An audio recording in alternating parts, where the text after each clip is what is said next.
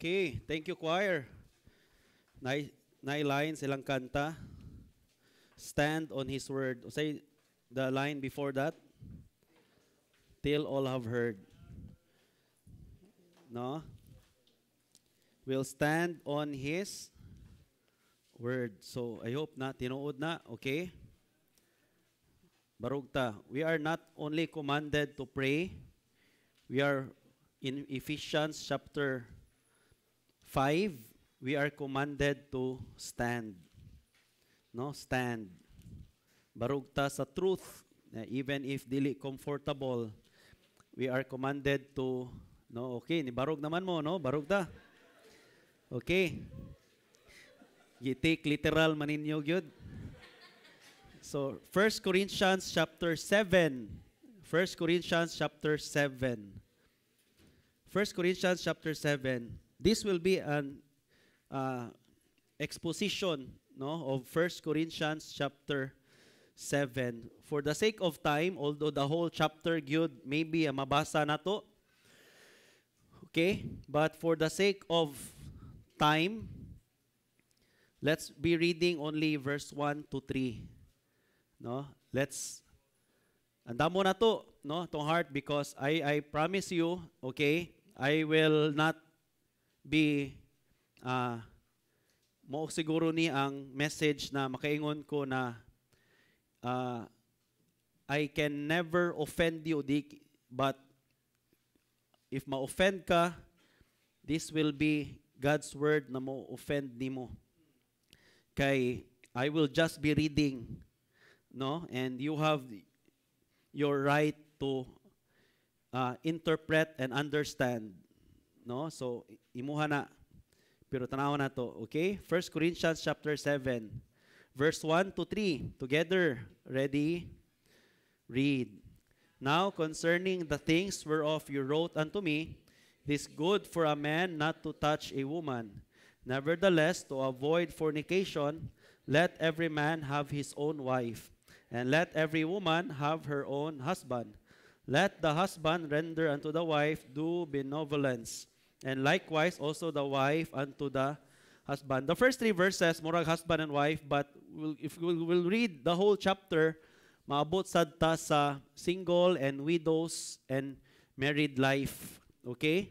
So, the title of our message this evening, Blessed Singleness, Godly Relationship, and Family Code, no, according to the Holy Spirit of God. Because many times here in that chapter, moingon si Apostle Paul, I think, but I have the Spirit of God, ningon si Apostle Paul. So in other words, inspired word of God ang gisulti, gisuwat ni Apostle Paul. Okay? So when we read his letter karon, you are getting truth from the Holy Spirit of God, from God Himself. But let's pray first. Father God, Lord, speak to us, Lord. There may be, Lord, things in our life na we don't know, but it is seen or not approved in your sight. Help us, Lord. Speak to us, Lord. Help us, Lord, to be right with you. Help us, Lord, to love your will.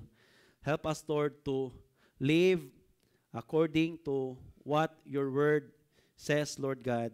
Lord, be with us. Speak to us, Lord. Thank you for everyone that are here. Empty our hearts, Lord. Tabahangi me to be humble before you. Lord, we do not know anything. Help us, Lord, to learn of your ways, to learn more of your word, Lord God, and Lord, to be mature in life and to be a blessing, Lord, in our families, in this church, in the society, Lord God. Lord, we need you. We need your word, Lord God. Lord, I hope na it is our desire to be peculiar, to be special, to be one of a kind, only, Lord, through your word in our hearts, in our lives. Guide us, Lord. Speak to us in Jesus' name. Amen. You may sit down.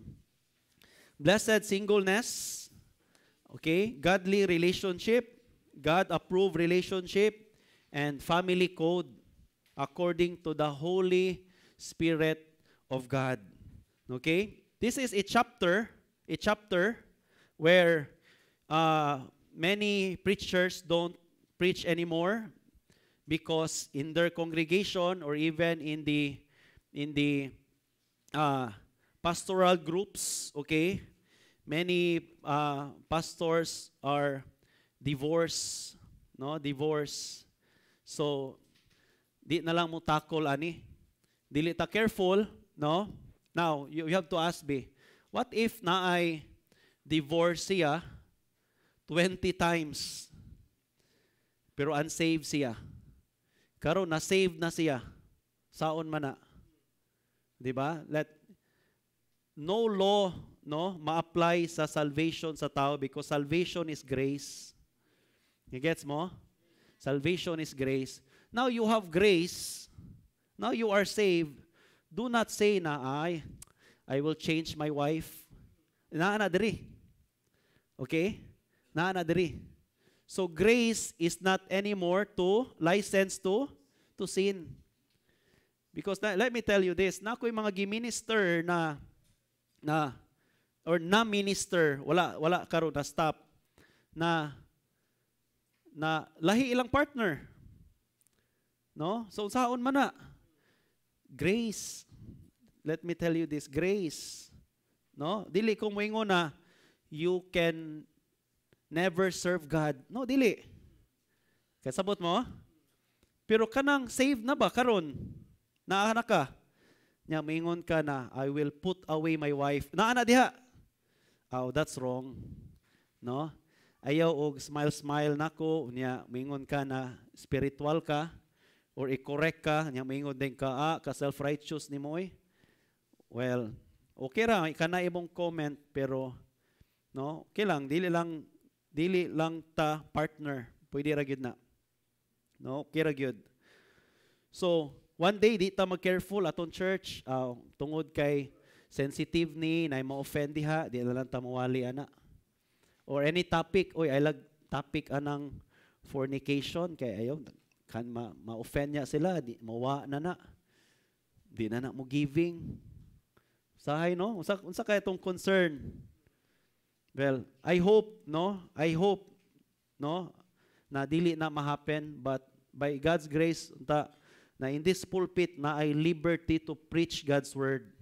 Dili ingon respecter of person kay dako na siya giving or dugay na siya diha, but we are commanded to preach. Ingon si Apostle Paul, unsa man, preach the word. Be instant in season, out of season. Unsa pay sulti? Reprove, rebuke, exhort with all long suffering, for the time will come, the time has come. The time has come, no, that they will not endure sound doctrine. Okay? Okay, there's one person ay ingon siya